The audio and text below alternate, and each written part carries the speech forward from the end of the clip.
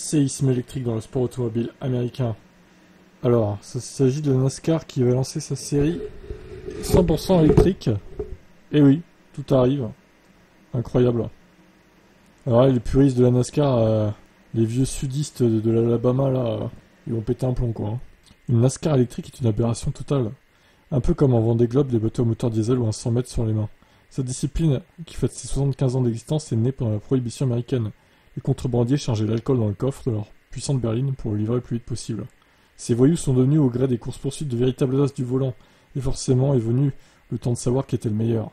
Ils se sont réunis sur la plage de Daytona pour faire la course. La NASCAR est donc née.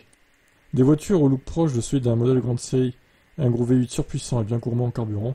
C'est parti pour plus de 3 heures de course, 36 fois par an, principalement sur ovale.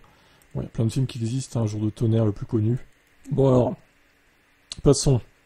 Le premier prototype 100% électrique de NASCAR prendra la piste ce week-end à Chicago à l'occasion de la seule course urbaine au calendrier. Ce n'est pas un hasard, car cette voiture est destinée à courir uniquement dans un premier temps sur de petits ovales, short track ou des circuits routiers. Elle peut récupérer de l'énergie au freinage, il faut bien tenir compte de l'autonomie.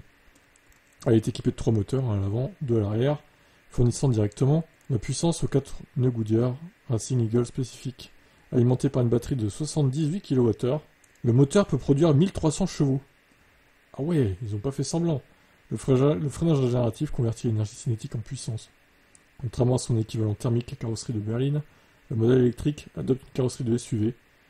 Passe donc en très peu de temps à une lutte contre Ford Mustang Mach-E, Toyota BZ4X ou Chevrolet Blazer. Eh ben, mon vieux, moi je dis pourquoi pas. Ça peut être rigolo. Restera à voir le calendrier. Si ce sera un calendrier. Bon, ça sera sûrement moins que les 36 courses, évidemment. Hein.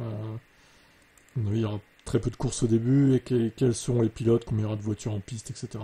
Allez, ciao.